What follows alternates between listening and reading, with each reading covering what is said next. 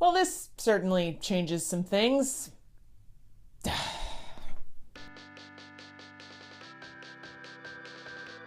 You know, sometimes life just throws you curveballs.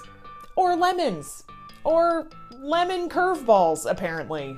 Last week, YouTube announced some changes to its partnership program, so to bring you up to speed, here's what's changing.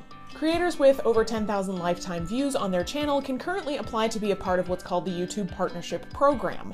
Now, in this program, YouTube gives you some more video creation features, as well as the ability to monetize your videos.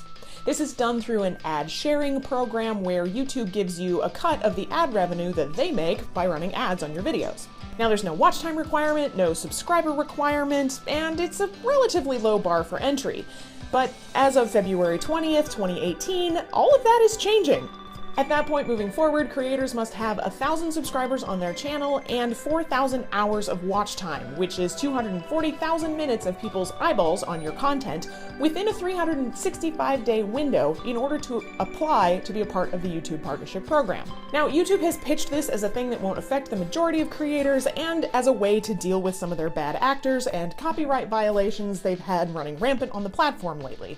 In its blog post about the change, YouTube says, "Though these changes will affect a significant number of channels, 99% of those affected were making less than $100 per year in the last year, with 90% earning less than $2.50 in the last month." Which sounds okay, right? It's only the hobby creators who aren't trying to be a part of the big game anyway that this hurts, and if it makes the platform safer and less prone to copyright violations, then it's totally worth it. And in some ways, I agree with this logic. I want the platform to be better and safer too.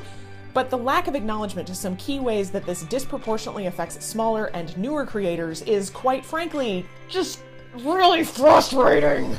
I've explained some of the issues associated with this policy shift in great detail in a recent Medium blog post, link is in the description, but as this is about YouTube, I thought I should, make a video about these policy changes, what you need to know, and how this affects creators moving forward. First off, I want to talk about feelings. We small creators feel really disenfranchised, let down, and like YouTube is pulling the rug out from under us. They've changed the rules mid-game, and it's a blatant judgment from YouTube that our content is not valuable to them because it doesn't make them money, which kind of stings. It's kind of like running a 5K, and when you're like 50 meters from what you thought was the finish line, you find out that the race directors have actually moved the finish line another 5K up the road. Oh, and there aren't any more water stations either. So yeah, it all feels kind of crappy, but this is about way more than just feelings. On the money side of things, there's been this kind of toxic idea floating around, created by YouTube and perpetuated by some of the larger creators, that says, well, these smaller creators weren't making any money anyway, so what's the big deal? Yeah, we're aware we're not making any money. Also not the point. So the way the system works currently, you can see the pennies of ad revenue creep up over time, and when you reach $100, YouTube cuts you a check. Woohoo! The argument is that these new standards are pretty much equivalent to that $100 mark, and so if you weren't hitting these metrics, then you weren't making money anyway. But here's where the issue of pacing comes in. So I've been monetizing this channel for about a year to a year and a half or so. Over that time, I've watched the money trickle up to a grand whopping total of $60. Now, $60 is not much in the grand scheme of things, but I'd probably be hitting that $100 mark at some point this year, which is pretty motivating. But these new changes require a higher level of watch time within the last year and prevent this slow and steady accrual of pennies over several years. So if I wanted to keep on pace with making $100 every year and a half or every 2 years, I can't do that anymore. And that $100 every 2 or 3 years might mean a new piece of equipment or software to try something cool. It might mean helping to pay a bill that month, or it might just be some extra walking around pocket cash. But the point is, it has value even if it's accrued over a longer time frame.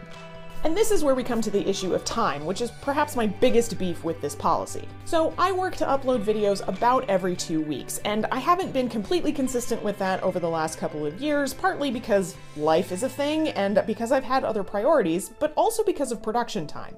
So in order to compete with a lot of the other content that's on YouTube, I'm working long and hard on my videos to make them as high quality as possible. Now, I do this to make my content more discoverable on YouTube and to be more friendly with the YouTube algorithm, but I also do it because it's important to me to make high quality content for my audience. But this shift to the yearly watch time requirement means that I would have to more than triple my current yearly watch time within a 365-day window in order to meet this new standard to qualify for YouTube monetization.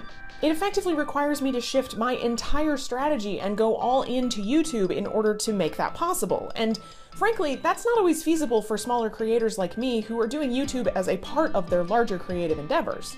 Now, as a corporate business decision and as a way to address some of the larger problems that YouTube is facing, I completely understand this policy. But from the perspective of a small creator, we just got shown the door and told that we're not welcome here. Now the bar for entry into the Cool Kids Club is too high for most small creators or for new creators to justify the cost. Frankly, I'll be shocked if we don't see a steep decline in the number of new channels starting over the next year because of this policy. The last major issue I have with this policy centers around the idea of value.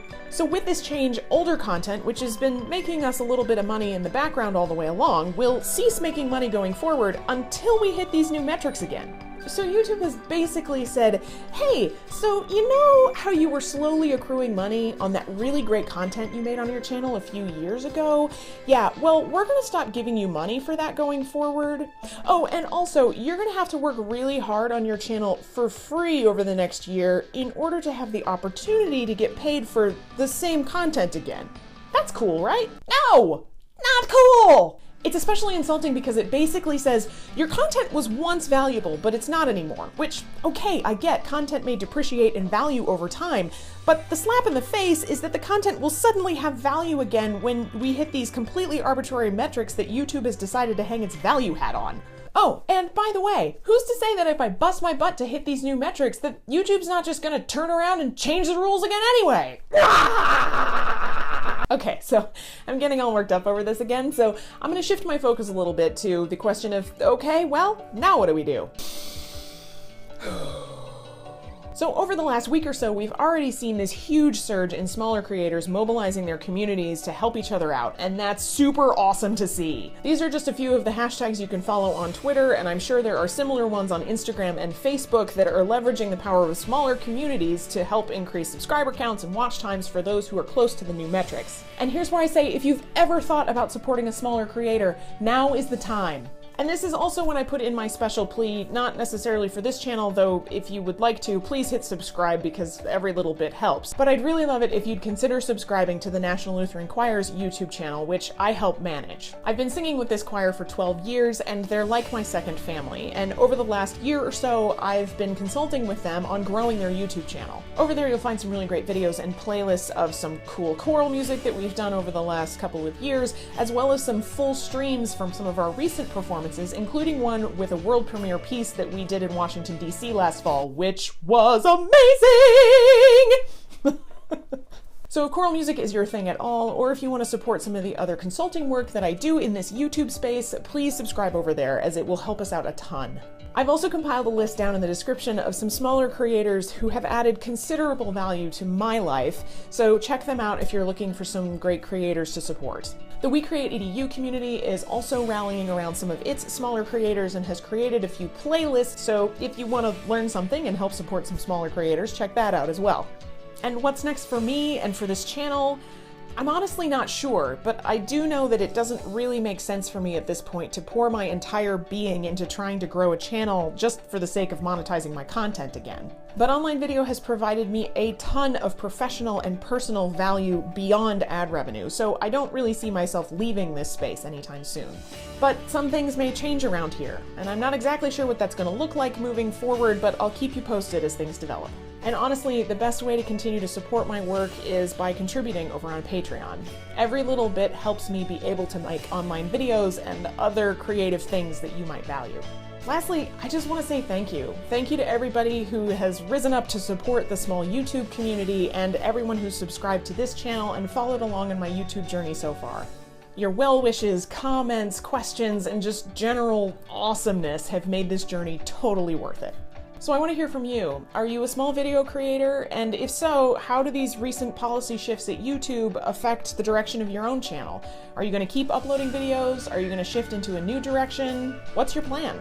And if you love watching smaller creators, who are some of your favorites right now? And what other things are happening in the small YouTube community that are exciting to you? Please share below in comments. I want to keep this conversation going.